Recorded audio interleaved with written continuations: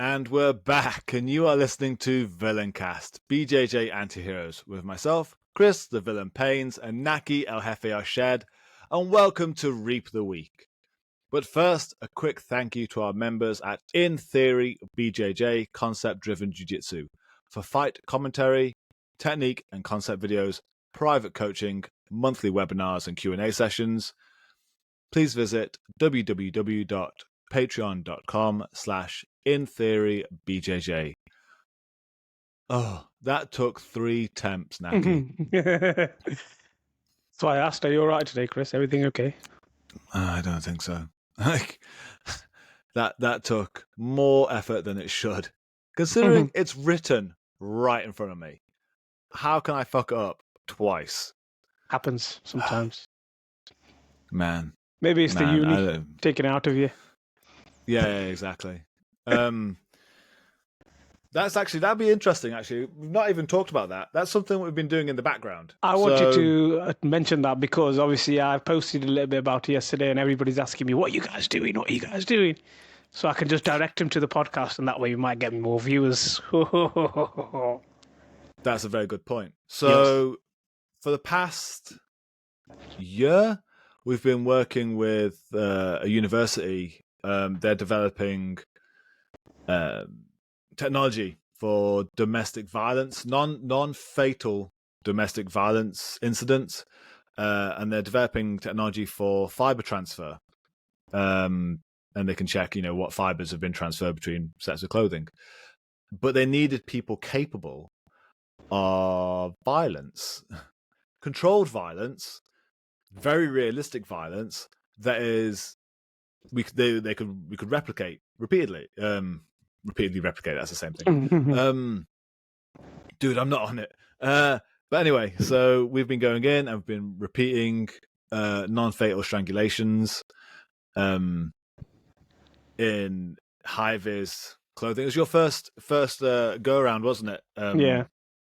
This week. And it's a lot of the same stuff. It's it's data collection right now to see how the technology does, but man, it's been interesting being involved in this little, I won't say science experiment. I'd say maybe experiment, but also the fact that they're making technology and they needed guinea pigs to test it on. Skilled guinea pigs. Exactly, we're skilled guinea pigs.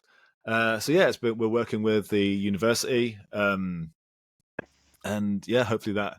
I think it's been funded by various big governmental departments, so it's I'm kind of glad that we're involved in this. To be fair, we're quite honoured. But other than that was interesting. We've now got the In Theory BJJ shirts. The first batch is here, ready to go out, and also new colours.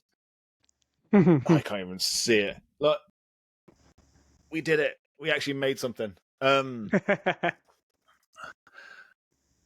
So much content's going on that as well. It's really growing. Plus the YouTube channel's getting all the classes, and it's work right now.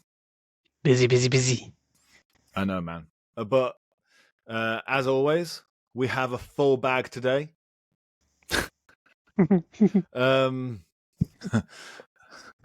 Sounded wrong, but yeah. Dude, put the little feelers out. Say anyone interested in asking us some questions. A lot of people want to ask us some questions. It's crazy, really. I wonder how many people send us the questions and then we answer them in the podcast and no one actually listens. They don't actually listen to the answer. They just go, I'll ask him this. I don't care what he says. I'm not going to even listen to it. Maybe we should just do clips. Sure. So they can find those little bits. Yeah. Okay, first question. I think we went into this not long ago, but it'd be interesting going back into it maybe. A deeper dive into cradles, their usage. Why would you use them? When would you use them? Do you use them? What are your thoughts on cradles, sir? I love cradles, as you know. Use them a lot nowadays because they are good at stopping people moving. Obviously, in previous years we used to use them, but we didn't really know how to apply them and why to apply them. We just looked at them as moves that you can give or transfer a lot of pain with.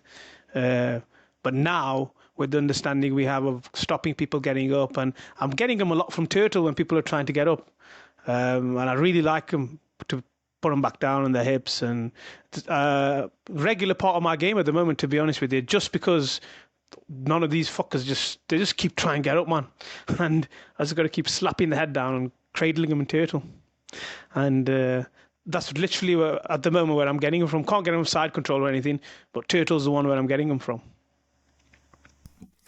That's interesting, because I actually get most of mine from side control.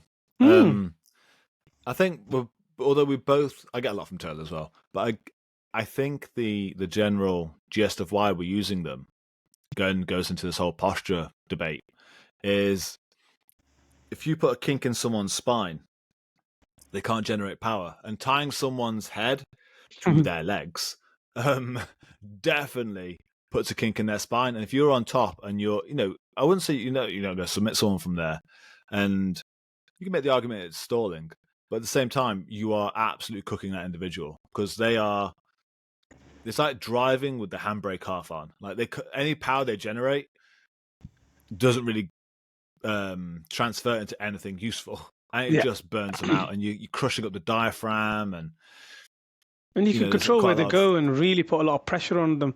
Even when they're trying to escape, you can be like, all right, you're getting out, but you're not going to get out without a bit more pain. Yeah, exactly. Like it really stresses them out, to the point where I may even use cradles where I don't even close up my grip. I just bend them up enough that it creates the same. I use the friction of the ground. Same thing. Like it's understanding the why and not the what. I want to kink up your spine. And however I do that, I don't care. There'll be, various instances where I might go through half of someone's guard, sit on their legs with like a knee cut, then attach their other leg to their head. And you see it's like a half cradle / nasty, split them in half. Nasty. I did that today. Sorry, Lee. So I'd say they're legit, and I'd say their reason is you want to limit their ability to generate power for a period of time, and it fucking works. You can. Yeah.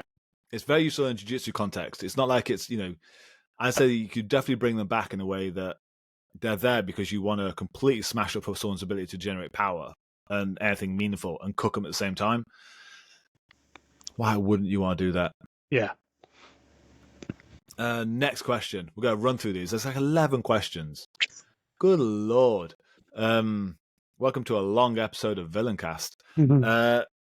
Ideas for freeing the bottom leg when getting up. When getting up, well.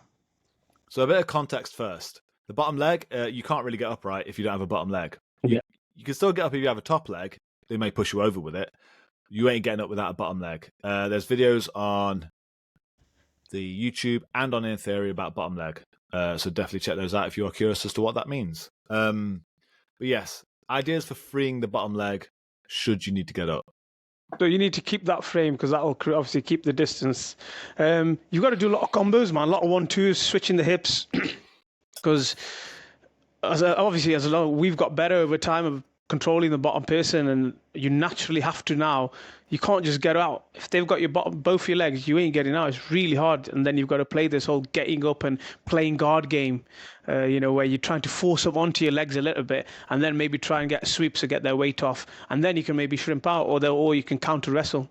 But I wouldn't think so much of when you're trying to get your bottom leg out. I wouldn't try and think about it as trying to free your bottom leg. I would think more about it as to get them moving, because generally when somebody's controlling your bottom leg, they are on top of you and they're holding you down, or they're, as I say, they're settled.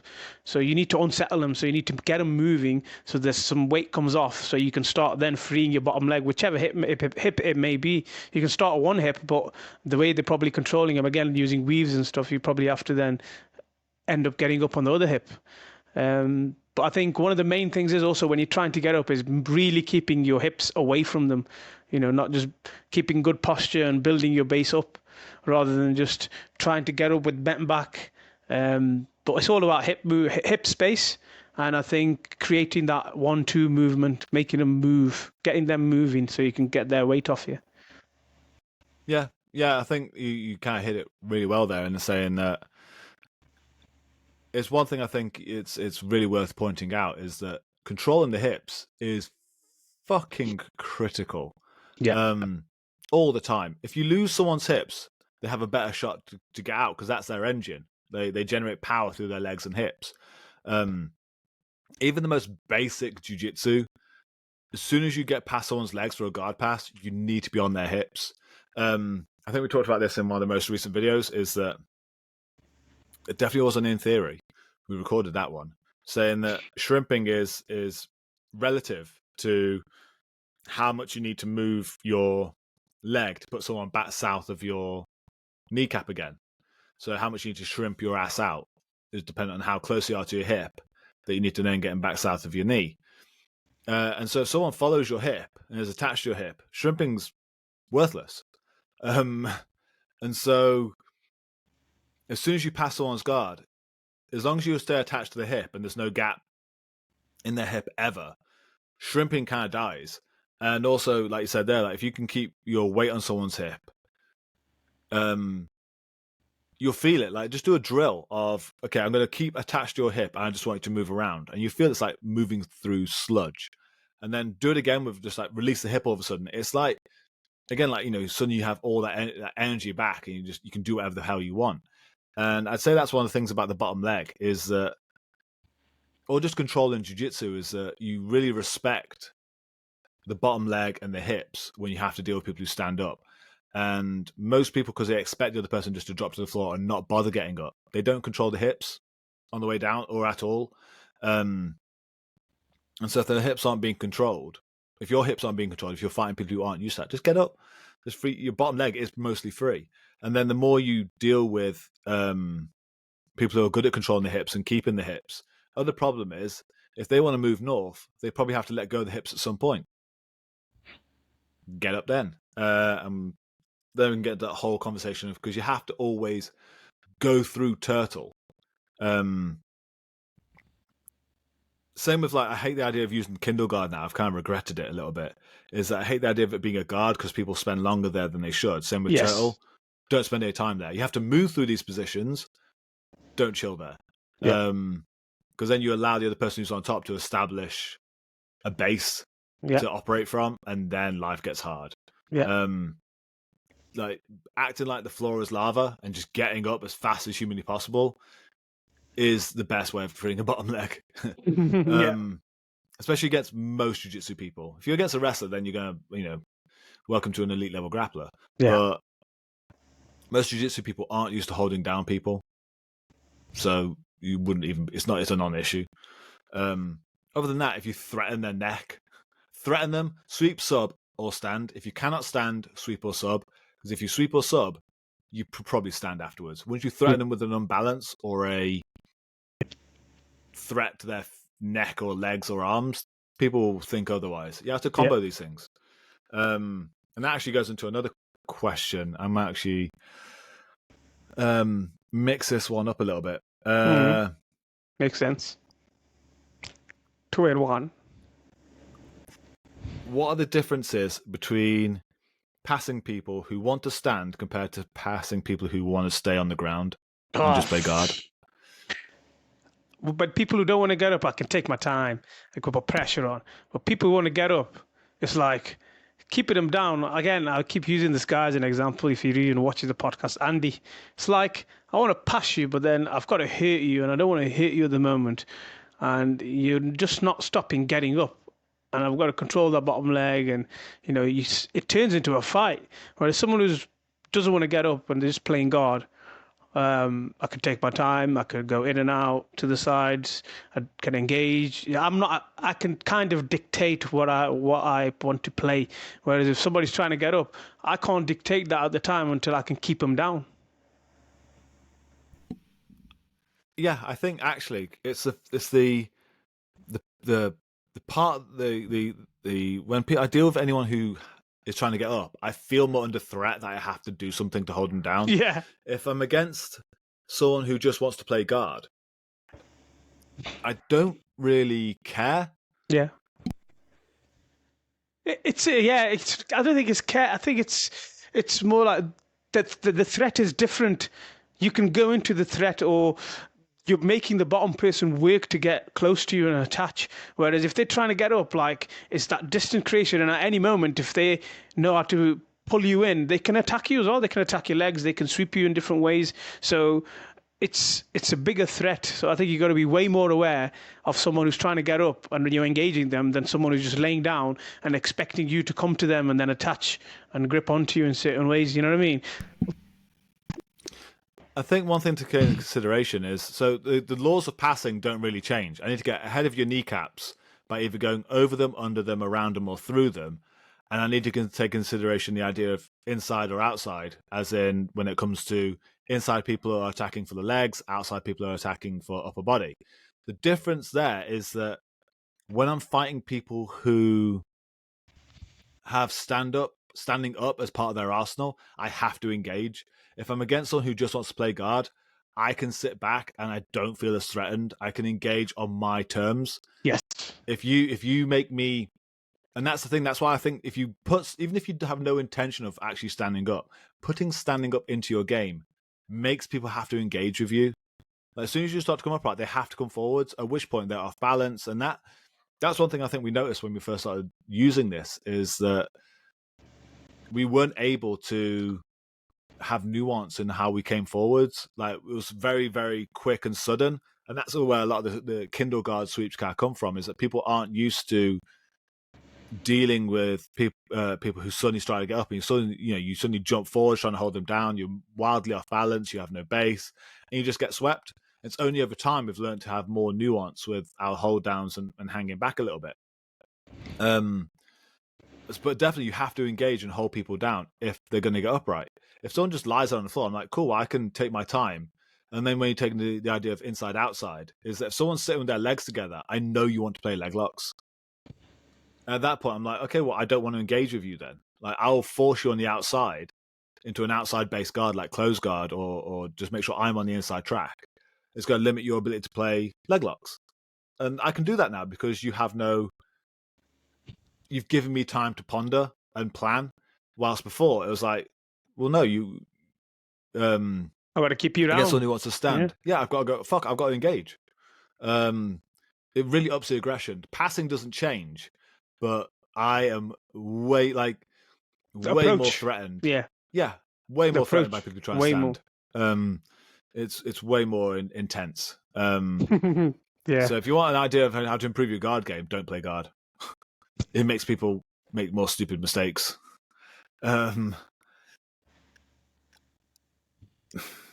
I wonder. Something that we can't explain yet. Is there something what do you think? This is actually quite a difficult question, I think. Is there something that you kind of go through in your head and you're like, I don't understand this just yet? I don't know, man. I mean, no. I don't think there's anything, even when something new comes out, it doesn't like take me by surprise, like, oh, this is something like I can't explain just in theory of jiu-jitsu or grappling in general. So I don't know. Off the top of my head, I'd have to think about it. I'd have to probably watch something and be like, I can't get my head around this. I'll have to think about this. What about you? I mean, I don't claim to be an expert or anything, but it's just from the knowledge that I have. There's nothing that's caught me, and I've been like, this is beyond me, or I can't understand what's going on here. I haven't seen that for a while since I've started understanding jiu-jitsu, grappling a bit more.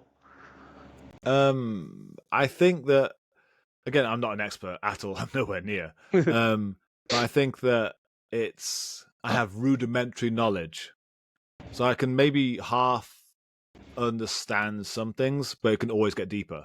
Yeah. And so I'd look at something I can't explain that all of jiu-jitsu, because I'm not good enough to fully understand it yet. But I'm getting better, and as long as I have that kind of, I mean, I felt it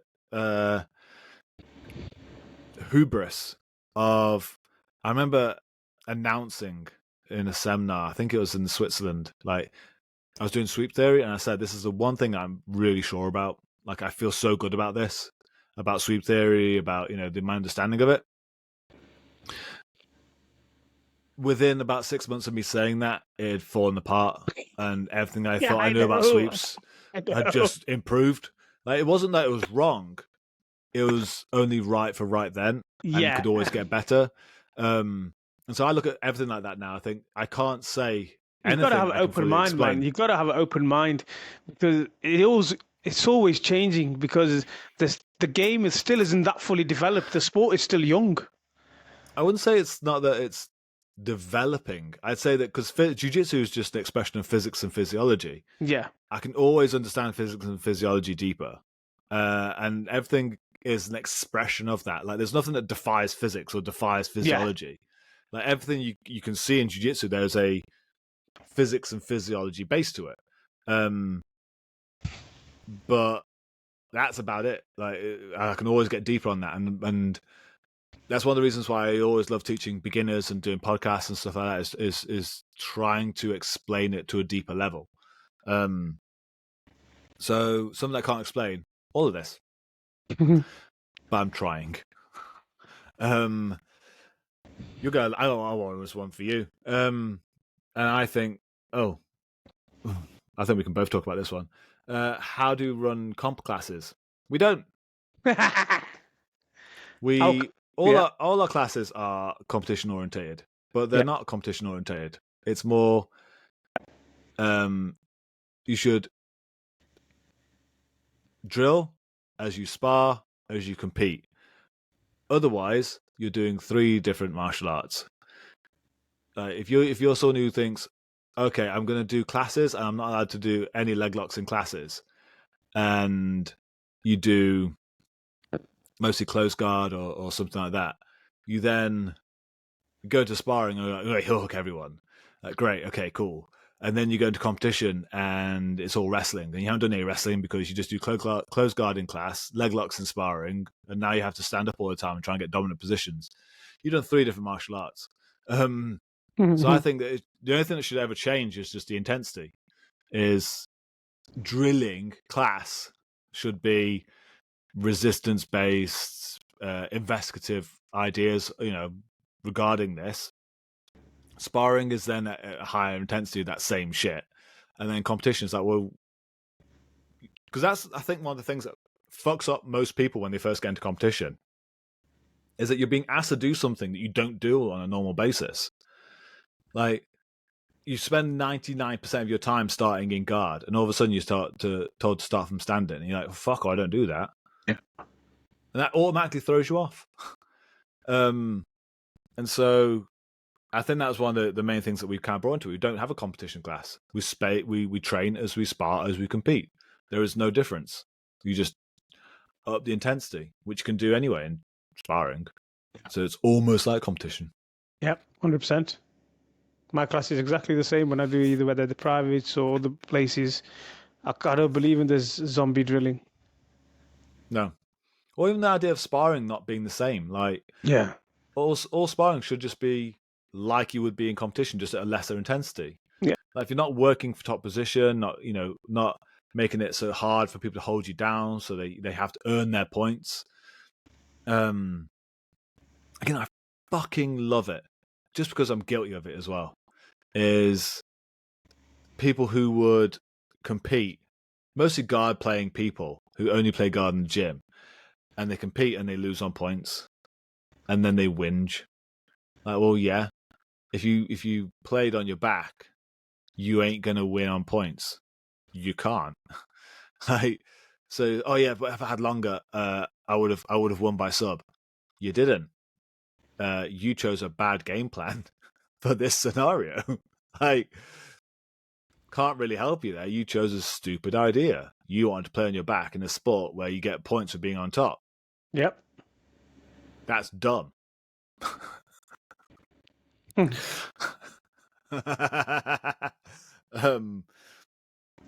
Another I'll say that. Fuck competition classes.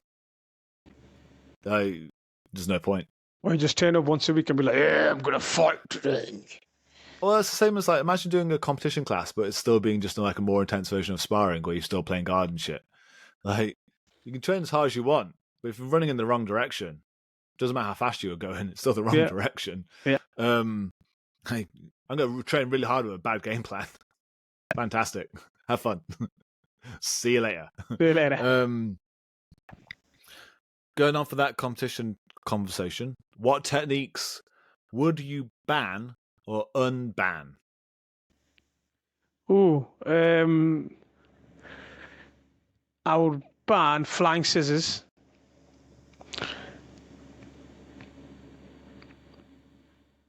Unban. What is banned? Like, so, okay, well, you think for the most part, leg locks, for most leg locks. Oh, yeah, I'd let blue belts leg lock. I like white belts, kids. Yeah, I mean, but in competition, heel hooks should be allowed, like, you know. Yeah, from day one. Yeah. Like, yeah, should be. That's definitely unban.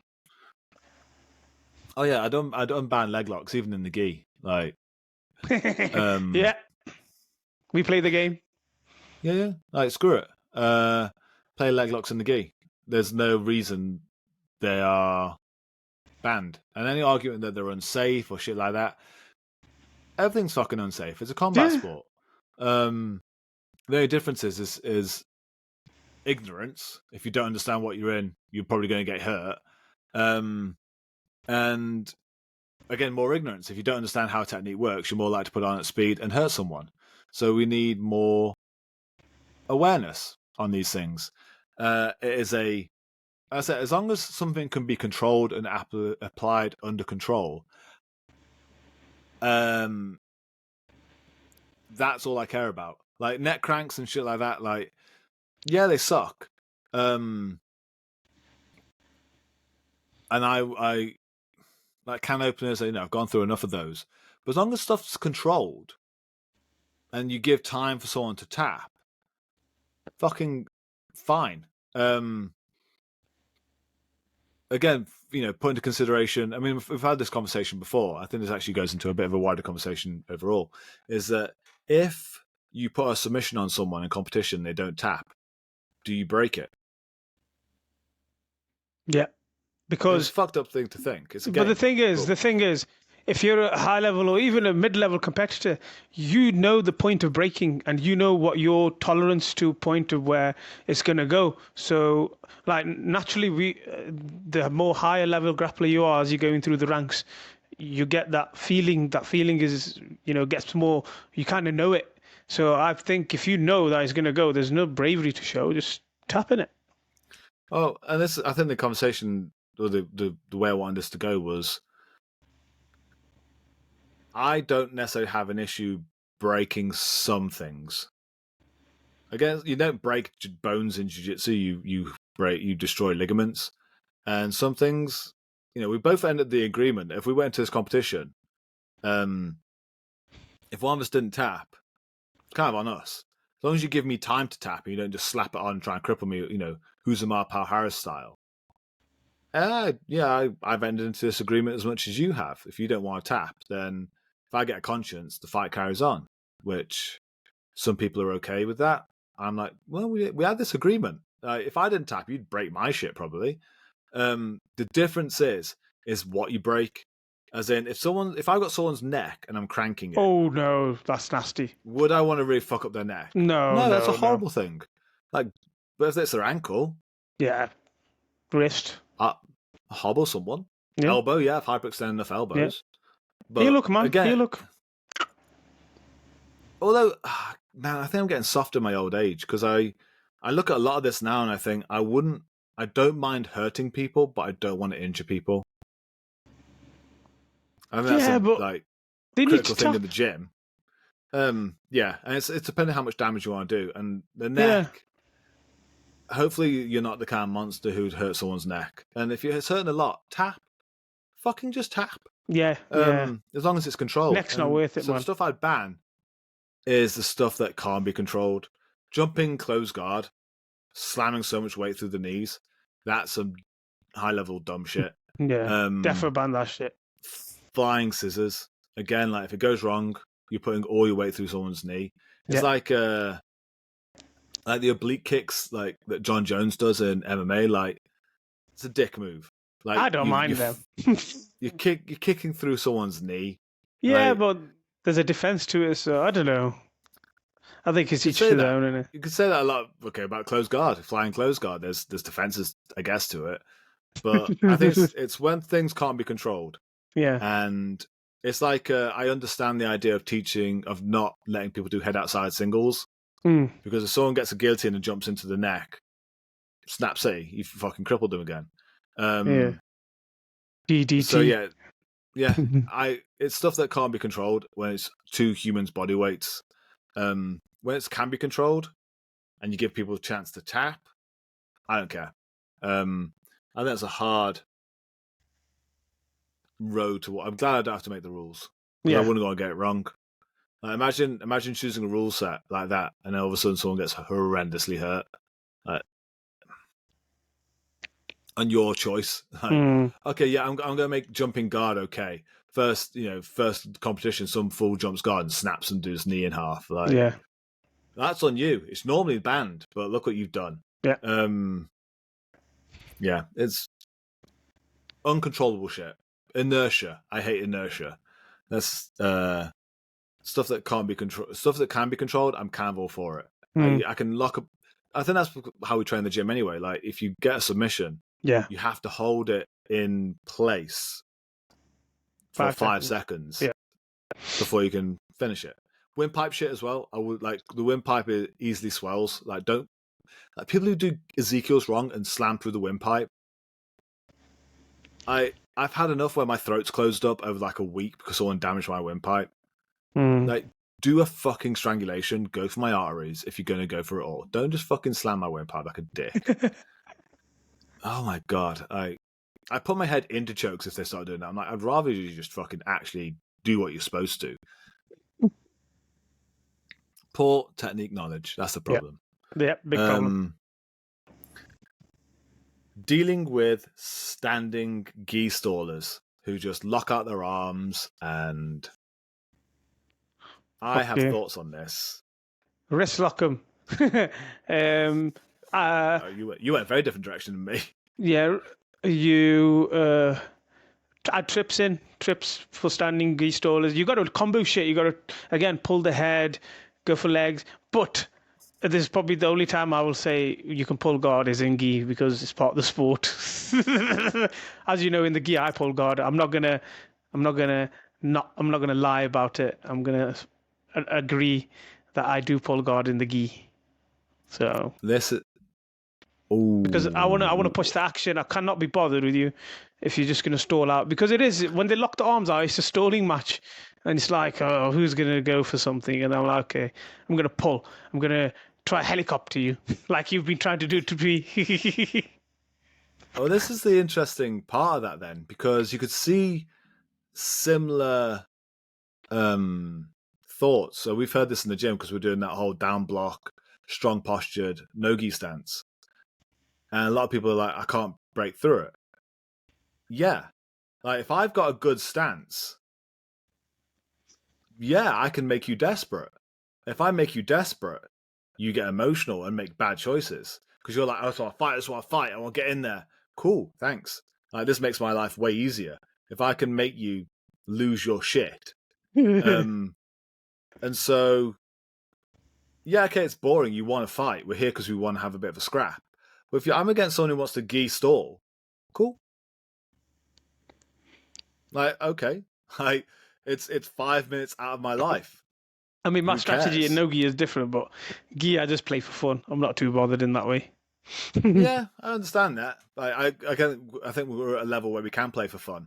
Yeah. But I can see the point of whenever we've done the down blocks posture stuff is I can literally just wait 30 seconds. Yeah. And in fact, we had a role recently, didn't we, where we just stood like stiff-armed each other and stood for like 3 minutes. So I was like, fucking hell, there's nothing happening here. And then both of us started pulling. and that's fine to do that, I think, to essentially, like frustrate the other person. If they're so desperate for a fight, and it's you can lock them out and piss them off a little bit. Yeah, fine. Like, but if I can keep my posture and my cool and my composure, you can't fight either. Yeah, bit of a pointless 5 minutes. I'm gonna go do something else now with my time. It's been 5 minutes. I've had shits that last longer. Like, it don't matter. It's 5 minutes out of my day, and I will. If you want to have a game, we'll have a game.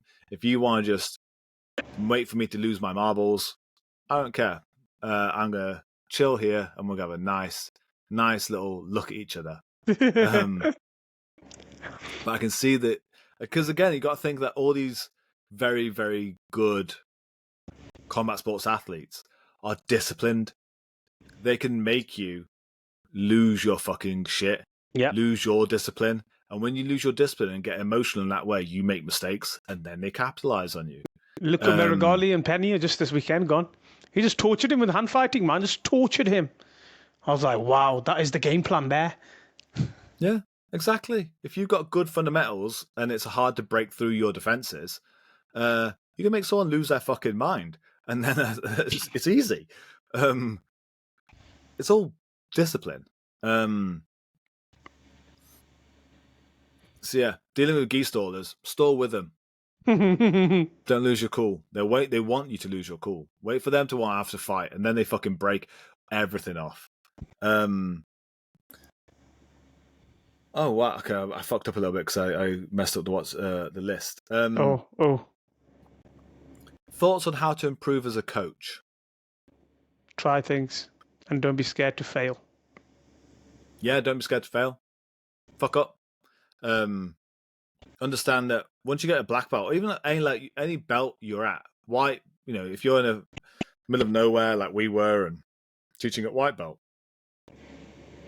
as long as you care about the people you're with, and you know that you're always going to be able to get better, that's it. Care about, if you can look at them critically and go, are things improving or are they not? And be excited for improvement. If things aren't improving, go, this isn't right, this isn't working. Yeah, it's always like assessing your own teaching. Like, don't be scared to fail, and always assess your teaching. And if this learning, always have every few weeks you can probably pick someone and be like, okay, I'm going to watch him today, see if he's picked up or if he's done anything. I'm like, okay, yeah, we're going the right way. Or if something's not working, okay, we're going to change it. And don't be scared to change it. Something's going to work eventually, ain't it? Exactly. I mean, it's the times where we look at people on the mats and we go, shit, they are way tougher than we were when we were that. Okay, we're going on a better track now. If someone is not getting it as much, okay, cool, we need to change it up for this person and figure out how they need to learn. Like, it's caring about the people you're with. And I've said it a few times on this podcast and in various other places, is a coach is someone who gets someone where they want to be when they cannot get there themselves. So you're a coach. You have people come to you because they want to be somewhere. You find the way to get them there, and that can mean getting other information, creating environments and visits, and changing up classes. Just get people to where they need to be. We are facilitators. Doesn't matter how. We're facilitators. Yeah. We are people who care. How to improve as a coach? Just care and be curious and assess and don't be scared. Have some humility. Yeah. Train with white belts. Are the white belts you're with better than the white belts that were from 2 years ago? If the answer is yes, like, cool, we're getting better at coaching then. If they're not, if they're sucking a little bit and you're not liking it, like, oh, okay, well, maybe we need to change this up. Like right now, we've got some horrendous powerful white belts. So I'm like, I look at them and think, I wouldn't have been comfortable at purple or brown belt fighting these people. They would have wrecked me. And they're white belt. And I'm like, It's a good They are batch. it's bonkers. Yes. Going on from that, this is a funny question. When brand new white belts say you can go as hard as you want, what do they expect to happen? Yeah, no, you can't be cruel. I just play with them a bit and just tell them at the end that that wasn't even 5%. So that'll probably make them feel like, yeah, he was playing. I like the idea that Oh, sorry. whatever level. I only smash the white belts who really come at you. You know what I mean? Like, I match their pace. You have to match their pace, and then when their cardio is done within like 30 seconds, and then you smile at them, and then you're like, oh, "Now we're gonna play." I was looking at if you want to go 6, I'll go 7. Yeah, Like I'm not gonna go like if you want to go 6, I'm gonna go 50. Like I'm gonna go 1 up from you, and I'm gonna keep that pace there. If you want to up yeah, it and you want to go 7, yeah. I'll go 8. And I'll keep you there, and I won't submit you either. I'll play the game. I'm gonna Yeah. play this. I'll play this game out for the next 8 minutes. Let's see how we feel. You'll take your And I soul won't- and then give it back to you. yeah, crumple it up, and like wipe shit all over it, and then give it back all messed up. And then we're gonna become friends. And yeah, I wouldn't turn it on and Yeah, you obliterate can't, man. It's one, cruel. but I'd keep them going until I'd keep the pace 1 above where they're at. If they want to up it, cool. If they want to lower it, cool. But Yeah. I'll keep just above them. And I won't even like. I think this is okay. When we talk about dick moves, I think this is kind of ranks in the ultimate dick move kind of area. I won't submit them at all. I won't I won't even torture them with pain. Yeah. I'll just keep them. Cage him. I'll keep them active. Yeah. I'm going to keep you moving. This is going to be a rumba. You're gonna drown, baby. You're gonna drown. Yeah, I'm going to make you probably I'm the throw shark. up. I'm the captain now. Look at me. I'm the captain. I'll let you try and take me down. I'll keep getting up repeatedly. Because that's fucking exhausting. Yeah. I'll do shit like that. Just like I'm not even going to submit you because a submission is a little full stop on this paragraph. It gives you a moment to breathe and reset. Yeah. We ain't doing that. We going. Last question. Oh, bro, we flew him. Dude, we have been going for 40 minutes. Yeah, but in my head, I thought it would take us about like an hour and a half. Man, we're good at this. We're good at this now. We're pro podcasters.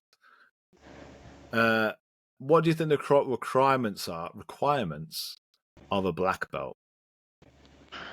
Oh, now. Yeah, like we even downgraded ourselves, really, aren't we? We're just black belt on paper at the moment. Yeah, to be fair, we can't even figure out a criteria for blue belt for us at the moment, can we? No, we've had this discussion where we're like, how are we going to promote these guys? So I think the best thing is just let them compete for a bit and see how they do in competition. That's the problem. Is that okay, competition I guess is a great yardstick for it, but my thoughts on the standard now, I am a mediocre purple belt at best. Yeah, I agree with you. Same. I'm a mediocre purple belt. No, Chris, you are. No, it's purple belt, man. Like purple. It's yeah. I hate to admit it, but that's the fact at the moment, isn't it? Yeah, like. But I would say when I'm in other gyms, it's like I get worried, man. I think, how is it so hard in our place? Why? Yeah, I think the crux of it was dealing with people who get up. I'm a black belt and holding people down who can't stand up. That's not. And then as soon as I come across someone who just wants to get up, I'm like, fuck, I know fuck all. I don't know how to hold people down. I'm someone who's very rudimentary of holding people down, who has some submissions. I'm a purple belt. So requirements of a black belt, I barely know the requirements of what I'm supposed to be. Yeah. I could have given one anyway. I've only been a black belt for a year. Not even a year yet. I think I'm 5 years in March. Mm-hmm. Fuck me, that went fast. Isn't it? I think fucking hell. Dude, half a decade at black belt already. I've already had it longer than any other belt. Yeah.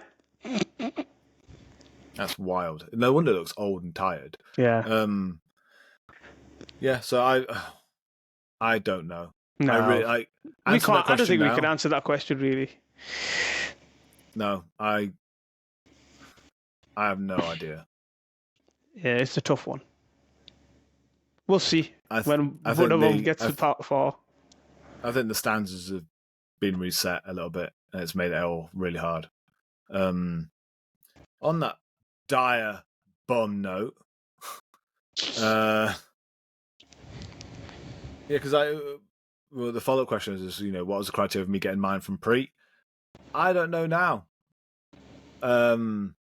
My whole brain's been fried on this whole process. I can maybe give out some belts to Purple Belt. I think that's about it now. I do not understand what the fuck I'm supposed to do. Yeah.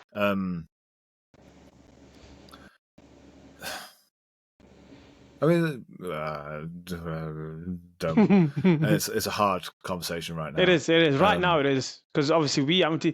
At the gym, there's nobody who we think is. If we think we're mediocre purple belts, like, who else is there in the gym that we could say would be, even close to us at the moment? You know what I mean? So we can't give that criteria yet. I would have demoted a lot of people. Just let's put your belt in a box for a little bit and just go back 1 or 2 for us.